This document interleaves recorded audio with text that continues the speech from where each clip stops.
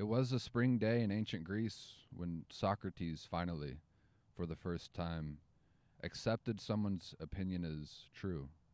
This is how it happened. Everyone went to Socrates not for answers, but for questions. They believed his mind to be the most sober, the only man to truly think for himself. He walked all throughout Greece, never accepting any fact that anyone told him. He realized that everything that everyone spoke had come from someone else, and neither the medium or the source knew anything. One day, near the University of New Sciences in Athens, a young man came running up to him. The man was so excited he could barely speak. When he finally caught his breath, he said, "Socrates, Socrates, we've just discovered a new fact. We've observed the solar system and discovered all of the planets are rotating around the Earth. We are at the very center of the universe. We're on a disk and other planets are circles that are rotating around us." "Okay, great," Socrates said. He didn't entertain this information with his typical line of questioning because nothing was said. "Didn't you hear, Socrates? The Earth is the center of the universe." "Okay, perfect," he reiterated. Realizing that Socrates didn't care, the young man ran off to tell others. A few moments later, a different young man approached Socrates. In the same way, he ran up, excited to share new information. "Socrates, Socrates, we've discovered a new fact. We've discovered the Earth is round. It isn't the center of the universe. We rotate around the sun, which is also round, and we are in a galaxy that is tiny compared to other suns and galaxies. Also, there are massive black holes that dwarf our entire galaxy and could swallow us up in a moment." "Okay, perfect," Socrates said. "Didn't you hear, Socrates? We're tiny and vulnerable. One day the universe will explode and all life will be eviscerated with no hope of survival." "Okay, excellent," Socrates said. So too, this young man ran off to share his information with people who cared. Immediately after the young man runs off, an old man approaches Socrates. He tells him, "Socrates, I couldn't help but overhear what that young man said to you. I want you to know, I've discovered the true shape of the Earth. It's so obvious, I can't believe we hadn't realized this sooner." Given his confidence and withholding of crucial information, Socrates is intrigued and asks, "What do you believe to be the shape of the Earth?" "It is a cross, Socrates," the old man says. "A cross? Like an X? What do you mean, a cross?" The old man responds, "No, we are sheltered here in Athens. There are places that make suffering something like a contest. They torture other humans without empathy. They punish without compassion. In Carthage, they nail their convicted criminals to a wooden cross. 2 wooden posts nailed together in the shape of a human's outstretched arms. They nail the hands on opposite sides of the post that runs parallel to the ground, and the feet together at the bottom of the tall post. They then place it in the ground so the person is suspended. They call the practice crucifixion. I saw that while I was traveling and thought, what the heck? That is the shape of the Earth." Socrates responds, "Sir, I don't fully understand. The maps that we have work, but they are designed as circular or round. Maybe oval. A cross? Why do our maps work if Earth's shape is a cross?" The old man says, "No, I'm not describing to you what the shape of the Earth is. I'm telling you something more real. I'm describing why the shape of the Earth is. The physical roundness, or disk, or oval, it doesn't matter. That is all interchangeable minutia detail. An object's physical shape will be whatever is allowed by its essential form. Socrates ponders in silence what the old man has said. The old man then continues to speak. Socrates, let me ask you a question. Based on what I've said here, why is the essential shape of the earth a cross? It is the place where humans suffer unto death, Socrates says. Exactly. It is the place where we suffer unto death. However, that is not why I say it is Earth's essential shape. We've not got all the information. In fact, we are missing the most crucial point. I will tell you this. After seeing the cross, I'd spent years meditating on it to try to understand. One night I had a vision that an innocent man would arrive and not only be crucified, but he'd carry his own cross to his crucifixion without fighting back. I was overwhelmed with admiration, and this I can't understand, but I was also elated with gratitude and weeping with sorrow. Let me get straight what you're saying, Socrates says. The reason the shape of the earth is a cross is because it is the instrument of our suffering, and we must willingly accept the responsibility of carrying it until the end. That is how humans must treat Earth. Yes, such is Earth, but also such is life. Finally, for the first time, Socrates states, Sir, you've spoken the truth here today.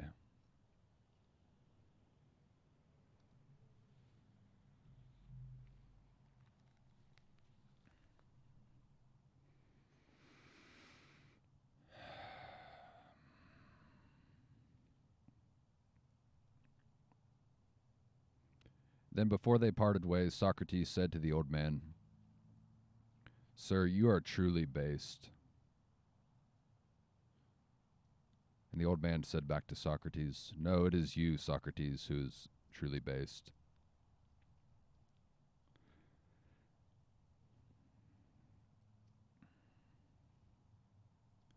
What is the difference between essential truth and literal truth?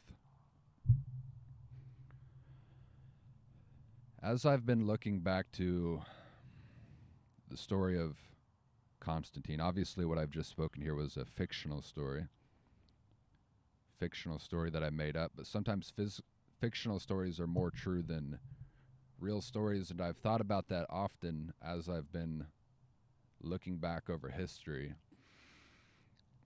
And I've always been somebody who loves looking at history, and I love researching history since I was middle school, high school, since they were teaching it at school. But I've realized more that what I like about it is the distillation of story, the extraction of truth, because when you look over at history, when you scroll through it, if you do so diligently, you'll quickly realize that different sides say different things. Different historians give different facts. And truthfully, it's most evident with AI now, GPT. Because I've been using GPT I've been reading articles, asking GPT questions. And it's interesting that I'll ask GPT a question about history and I'll try to get more information, and then I'll fact check it with other articles that I find, and you realize that different articles say different things, but GPT is adamant about these tangible facts, about the facts of history. For example, I'll be researching the Tetrarchy of Rome, and I'll learn how the Tetrarchy came to be. And the Tetrarchy began in the late 200s around 280 AD, 285. And then all throughout, there's different emperors, different Augusti taking authority of both Western and Eastern Rome. But GPT is blown away by the fact that from 305 onward, when Constantine declares himself emperor, you've got like 4 different people stating that they're emperor. You've got him, you've got Maximian, you've got Maximian's son Maxentius, you've got Severus. And as you inquire with GPT, it'll keep changing its story, and then sometimes when you try to hammer it on one specific topic, one specific fact, it'll sometimes hold its ground on a fact that doesn't seem to be true. If you look at articles, there will be a consensus happening within. I'll find a bunch of articles that say Constantine was. There was a conference of Carnuntum in 308. And after that conference, they put Constantine continued to declare himself Augusti, but they put Constantine in position of Caesar. But you can hammer GPT and it'll change its story. It'll be like, oh, it'll start off by saying a whole story about Constantine being the Augusti, and it'll know all about Severus, but then you'll hammer it about, well, I read here that Constantine was actually the Caesar, which is the junior Augustus. GPT, which is true. And then it's like, oh, sorry, thanks for the clarification. Constantine was actually the Caesar. And then it forgets everything about Severus, the Severus individual. Like, it just doesn't even, it's like, are you referring to Severus the second, who was dun dun dun dun dun?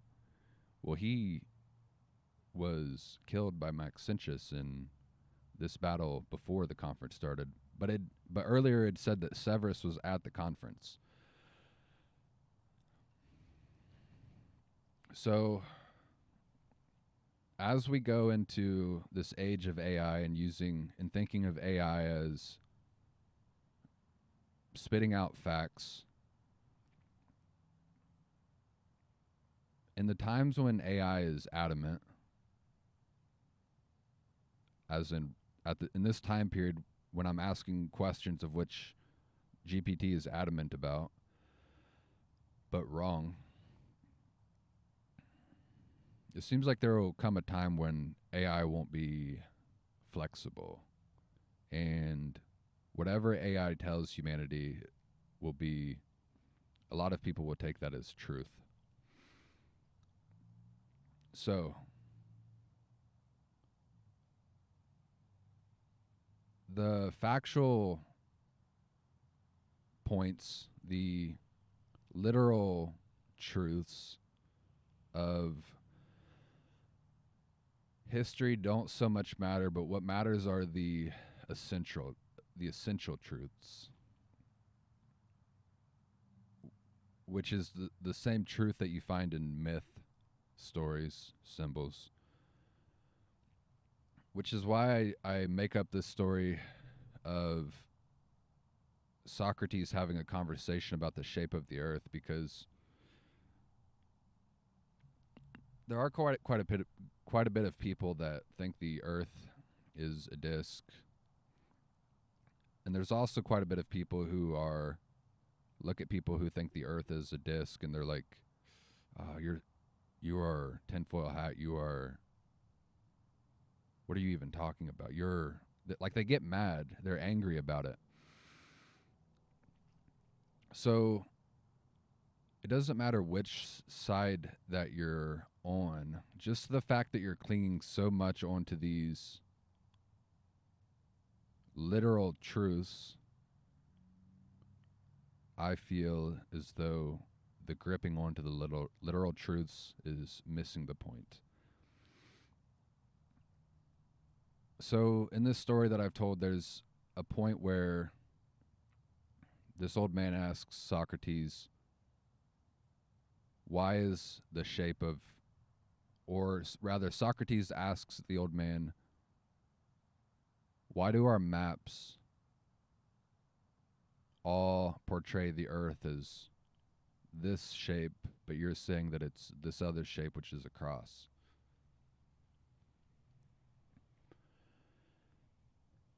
And as I was writing that, I was thinking of another question that could have arisen, which is, the old man could have asked him,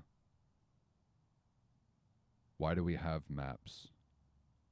The right question isn't why are the maps this, but why do we have maps? As in, there is a utility to maps. We're trying to do something. We're trying to go to a certain destination, a direction. We're trying to map out the world in which we live. But if a central truth didn't exist, if there wasn't a why behind reality, there actually wouldn't even be a reason to have maps. There wouldn't be regardless of if something is very, very burdensome and difficult and full of struggle, or even just a tad bit difficult. If there were no essential truth, no why behind reality, no reason, no purpose for doing things,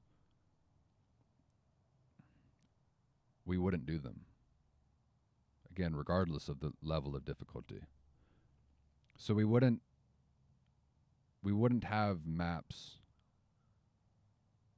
if it weren't for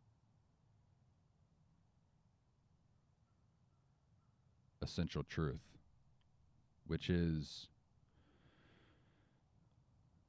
in this scenario, something like the hero's journey of going into the dark forest. And at this time period of Greece, the whole world is a dark forest. It's not mapped out. They've just recently started mapping it out.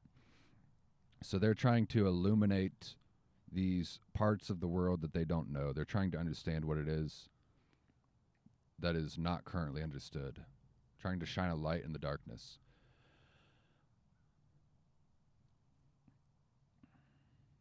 So why do we do that? Why do we shine a light in the darkness? Because of the essence of reality, which is the shape of life is what is alluded to in this story, which is a cross. Life is the place where you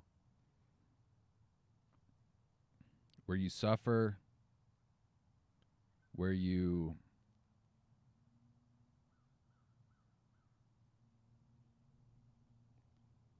suffer until your demise. You suffer until your demise, and this story was taking place in BC.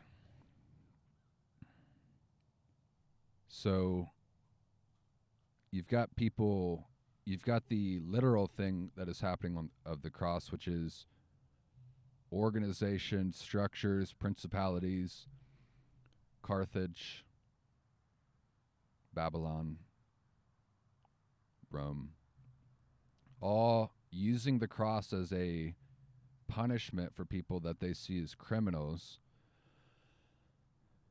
Obviously not good. But it does reveal a different type of truth, which is that is what principalities do. That is the nature of not just principalities, but the nature of reality.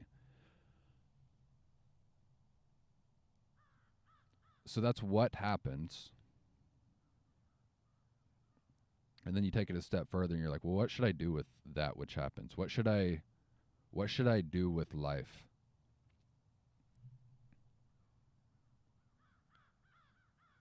When I'm found guilty, whether I'm actually guilty or not, and I'm powerless against the judgment that they brought upon me, and they are going to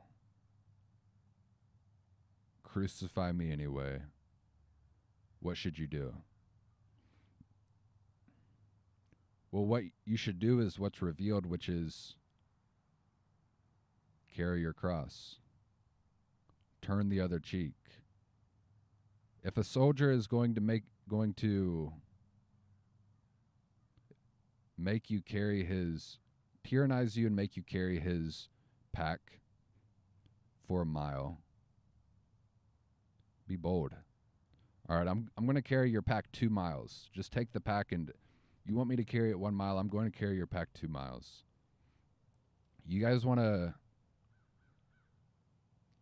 life, reality, this existence that I'm in? Oh, you want to, the whole thing is a suffering unto death. Well, give me the instrument. I'm going, just put the instrument on my back, and what I'm going to do with this is I'm going to, despite the fact of having been betrayed, I'm going to carry it to the place of demise. I'm going to carry it to the end. Just give it to me. Give me the cross. I'll carry it. You don't even have to carry it. I'll do it. So it's willingly accepting fate, regardless of suffering, regardless of the fact that all of your nature is against it, and your nature doesn't want to suffer, and your nature would on the surface rather have pleasure. You're going to deny yourself and carry your cross. So, when looking over history and seeing, as I've been going through Constantine, and as I've been going through these first 2 series of the rise of Constantine, there's 2 things happening. There's the literal truth, all of these random facts and people's names and positions. But then there's also the essence of the characters, the essence of the story, by essence of the story, I mean the discernment of good versus evil.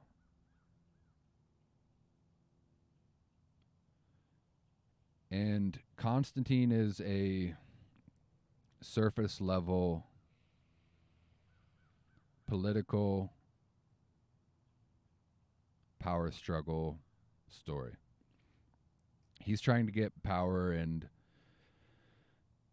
based on what we've seen so far, I've iterated the fact that he's not a Christian because I want to highlight the fact that he's not necessarily, he's participating in this metaphysical spiritual battle, and it seems to be that he's playing whether he was intentional about it or inadvertently, he's playing a role on the good side, the side of freedom, the side of not persecuting people. So on the surface, what he's doing is good, but is he even the hero? And in order to figure out if he's the hero and to what extent he's a hero, you've got to go back to the metaphysical battle that's occurring. And these massive changes in society at the time of Constantine, none of it is happening because he's the man. He's a charismatic figure. He's got the right lineage. He's the great hero, and he can speak powerful words, and he can rally the troops. The troops are not being rallied based on his charisma. The troops are being rallied because you've got these saint figures. So far it's been Albin and Sebastian. And Albin is the individual who in Britain, a priest is seeking refuge. Albin lets the priest in his house, and when the Roman authorities come to persecute this priest because they are persecuting all of the Christians, Albin says, all right, I'm going to wear your clothes, and you leave. I'm going to give me your clothes. I'm going to give you my clothes. You go continue on your journey. When they come, I'm going to say that I'm the priest. I'm going to be wearing priest attire. Or maybe I don't say I'm the priest. Maybe I'm just wearing priest attire and I say nothing. They take me. I go in front of the judge. The judge says, oh, you're Albin. You're a Roman soldier. Why did you do this? And I'm going to tell them that I am a follower of Christ. They don't like followers of Christ, so they're going to take me and they're going to bring me to my death. But that death is going to be a martyrdom. And from that martyrdom, that is where the massive actual movement's happening. It's not happening based on things, surface level things, literal things, practical things that Constantine is doing. It's happening because of these underlying, maybe in the moment, seem like small events because it's happening from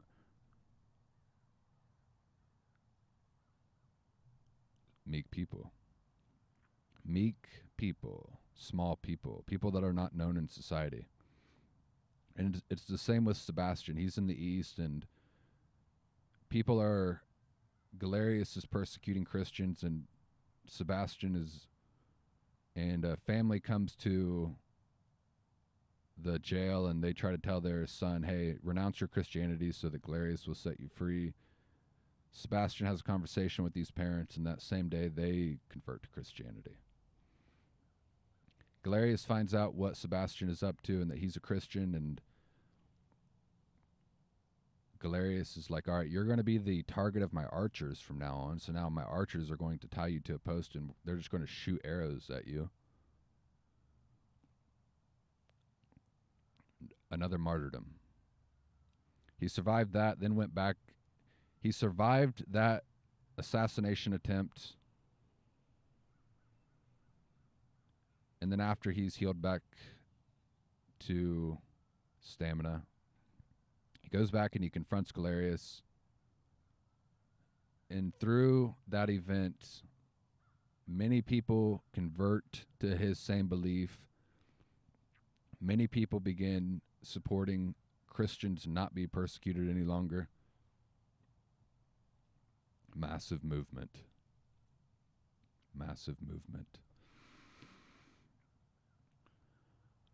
So these are where the shifts are happening within history. It's happening from meek people. These saintly figures are the true heroes. And again, relative to the time period, they are meek, and they don't have influence within the society. But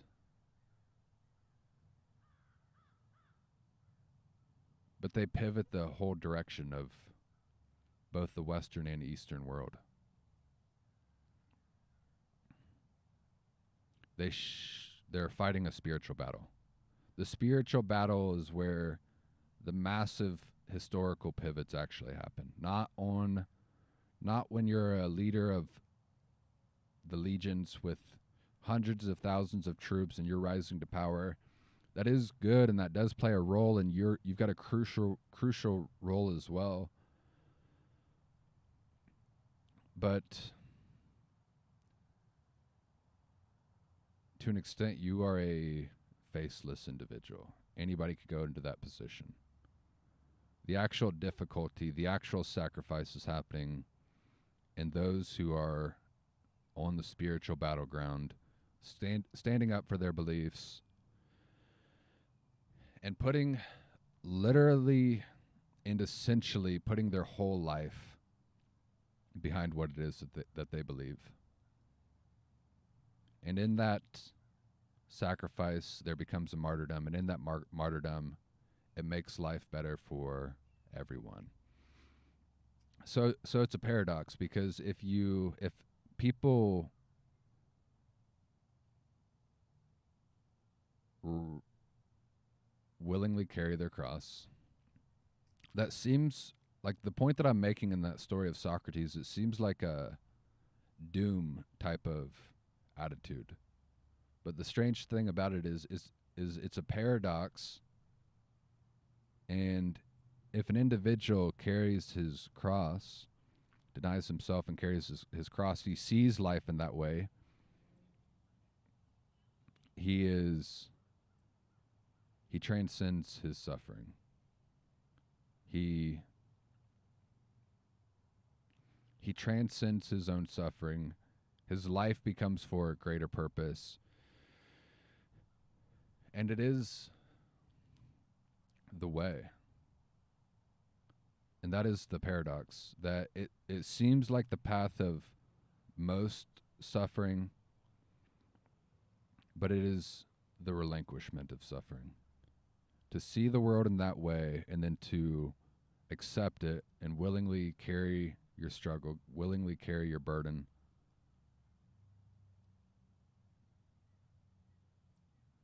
It is the way to be relinquished from suffering. So, as we have gone through the rise of Constantine and as we continue to go through the rise of Constantine, that is the essence of what I believe should be looked for when you are looking through history. Is you should discern and try to figure out these literal first level truths, yes, but they are nowhere near as relevant as the essential truths. The truths that are like myth,